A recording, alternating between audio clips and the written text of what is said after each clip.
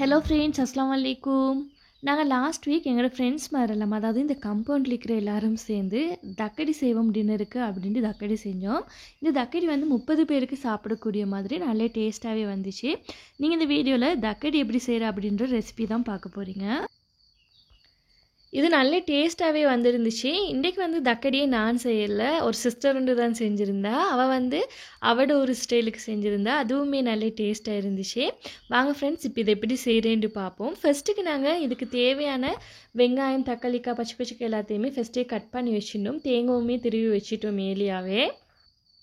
ஃபஸ்ட்டில் இதில் 700 ml oil எட் பண்ணிட்டு, இந்த ஆயில் நல்லா ஹீட் ஆனதுக்கப்புறமா வெங்காயம் வந்து சரியாக 750 கிராம் வெங்காயம் எட் பண்ணிவிட்டு இதை நல்லா வதக்கி விட்டோம்.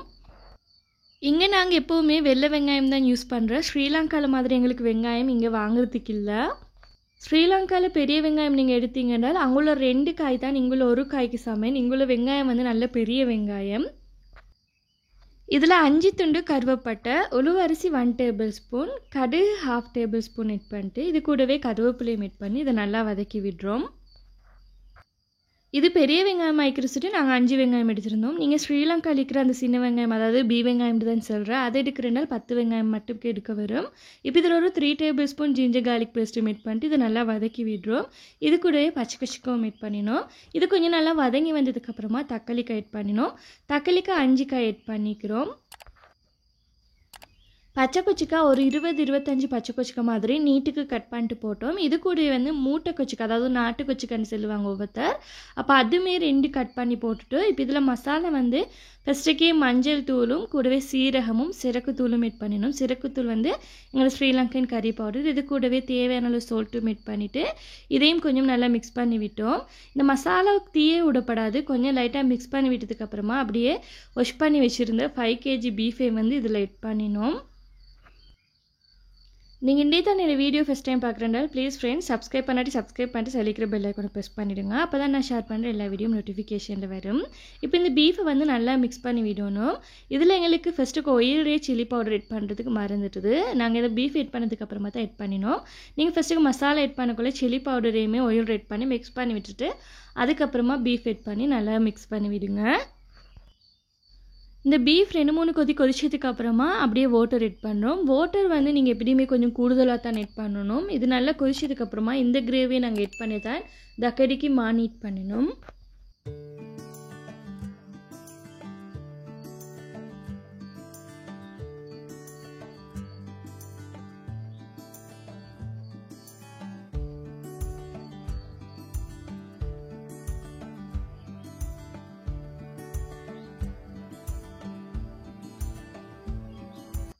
வாட்டர் எட் பண்ணதும் அங்கால அப்படியே மூடி விட்டு நல்லா கொதிக்க விட்டோம் பீஃப் கறியை. இப்போ இங்கால வந்து 3 kg கோதுமை எடுத்துக்கிறோம். இதில் 1 kg ரைஸ் ஃப்ளார் எட் பண்ணுறோம். 3 தேங்காவை திருவி வச்சுருந்தோம். இப்போ அதையுமே எட் பண்ணுறோம்.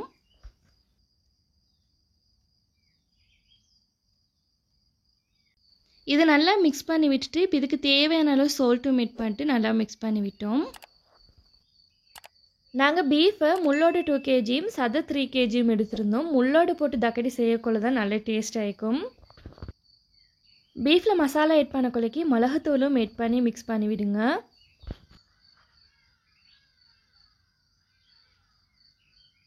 ஒன் ஹவர் ஆகிடுது. இப்போ இந்த பீஃப் கறி வந்து நல்லா கொதிச்சு வந்துக்குது. இதில் இருக்கிற இந்த மசாலா வாசமெல்லாம் பேத்து இப்போ இந்த பீஃப்ட கிரேவியை தான் எடுத்து நாங்கள் மானிட் பண்ண போகிறோம்.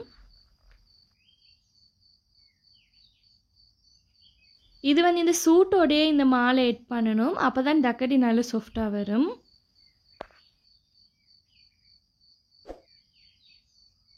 ஃபஸ்ட்டுக்கு இந்த மாதிரி நல்லா மிக்ஸ் பண்ணி விட்டோம். இதில் வந்து ஏற்கனவே அந்த 3 தேங்காய் உடச்சி வச்சுருந்தோம் இல்லையா, அப்போ அதோட தண்ணியுமே வந்து இதில் எட் பண்ணுறோம். அந்த தேங்காய் தண்ணி எட் பண்ணி செய்ய கொள்ளைக்கும் இன்னும் தக்கடி நல்ல டேஸ்ட் ஆகிக்கும். ஃபஸ்ட்டுக்கே இந்த கிரேவியை கூடுதலாக எட் பண்ணப்படாது, கொஞ்சமாக ஊற்றிட்டு மாலை எல்லா பக்கமும் நல்லா மிக்ஸ் ஆகிறதுக்கு மிக்ஸ் பண்ணி விட்டுட்டு இறுக்கமான பதம் தான் நீக்கணும். லாஸ்ட்டுக்கு இந்த மாதிரி நீட் பண்ணி எடுக்கக்குள்ள இது நல்லா சாஃப்டாக வந்துடும். பாருங்கள், உங்களுக்கு இதில் நீட் பண்ணக்குள்ளக்கே தெரியும், சைடுக்கெல்லாம் சும்மா நோமலாக மாயிக்குது. இதை நல்லா நீட் பண்ணி எடுத்ததுக்கப்புறமா இது நல்லா சாஃப்டாக வந்துட்டுது. பாருங்கள், இந்த மாதிரி நல்லா சாஃப்டாக நீட் பண்ணி எடுத்துக்கணும். நாங்கள் 3 மாதிரி தான் ஸ்டார்ட் பண்ணியிருந்தோம் இந்த தக்கடி செய்கிறதுக்கு. அப்போவும் நாங்கள் இந்த பீஃப் கறி குக்காகி முடியறதுக்கு ஈவினிங் ஆகிட்டுது, எப்படியும் ஒரு 6 மாதிரி ஆகிட்டுது. பீஃப் குக்காகி 1 ஹவரில் நாங்கள் அந்த கிரேவியை எடுத்து மாவை நீட் பண்ணிட்டோம். எக்ஸ்ட்ரா 3 ஹவர்ஸ் பீஃப் வந்து நல்லா குக் ஆகிறதுக்கு வச்சுருந்தோம். எல்லாம் டோட்டல் 4 ஹவர்ஸ் பீஃப் நல்லா குக்காகி வரணும். அதுக்கப்புறமா வந்து இதில் கத்திரிக்காய் கட் பண்ணியிருந்தோம். கத்திரிக்காவை இந்த மாதிரி நீட்டமாக கட் பண்ணிட்டு எட் பண்ணுங்கள். கத்திரிக்காய் எட் பண்ணக்குள்ளக்கே வந்து நாங்கள் இதில் சிறுக்குத்தூள் மீட் பண்ணினோம், அதாவது ஸ்ரீலங்கன் கறி பவுடர். அதுவும் மீட் பண்ணிவிட்டு அதை அப்படியே மூடி வச்சோம் நல்லா குக் ஆகிறதுக்கு. தக்கடியில் கத்திரிக்காய் எட் பண்ணுறேன்னு சொல்லக்குள்ள சில பேருக்கு இது புதினமாகவும் இருக்கும். எனக்குமே அப்படி தான் இருந்துச்சு. நானும் இது ஃபஸ்ட் டைம் தான் பார்க்குறேன் தக்கடியில் வந்து கத்திரிக்காய் எட் பண்ணுறேன். அப்போவுமே அதோட டேஸ்ட் வந்து வேறு லெவலாக இருந்துச்சு. கத்திரிக்காய் ஃப்ளேவரும் வரக்குள்ளைக்கு நல்லா இருந்துச்சு. கத்திரிக்காய் எட் பண்ணதுக்கு அப்புறமா அந்த மசாலாவும் எட் பண்ணி ஒரு 15 மினிட்ஸ் குக்காக விட்டோம். அதுக்கப்புறமா தான் தக்கடியை பிடிச்சி நாங்கள் அதை அப்படியே பீஃப் கறியில் எட் பண்ணினோம். எல்லா தக்கடியுமே ஒரே அடியை நாங்கள் பிடிச்சிட்டு எட் பண்ணாமைக்கு நாங்கள் தக்கடி பிடிக்க அப்படியே கறியில் எட் பண்ணிவிட்டு நல்லா மிக்ஸ் பண்ணி விட்டோம். லாஸ்ட்டுக்கு இதில் 1 லிட்டர் ஃப்ரெஷ் மில்க் எட் பண்ணினோம். உங்களுக்கு ஃப்ரெஷ் மில்க்குக்கு பதிலாக இதில் ஒரு தேங்காய் பால் எட் பண்ணினாலுமே ஓகே, நல்லா இருக்கும் தேங்காய் பால் எட் பண்ணினாலும்.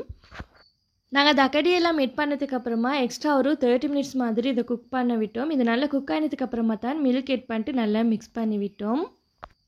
மில்க் எட் பண்ணி ஒரு கொதியிலேயே இது அப்படியே வேறு இறக்கி விட்டோம். இவ்வளோ தான் ஃப்ரெண்ட்ஸ் இந்த தக்கடி. ஃபஸ்ட்டுக்கு வந்து இது லூஸான பதத்துக்கு தான் இருந்துச்சு. இது கொஞ்சம் மாறினதுக்கு அப்புறமா நல்லா திக்காக வந்திருந்தது.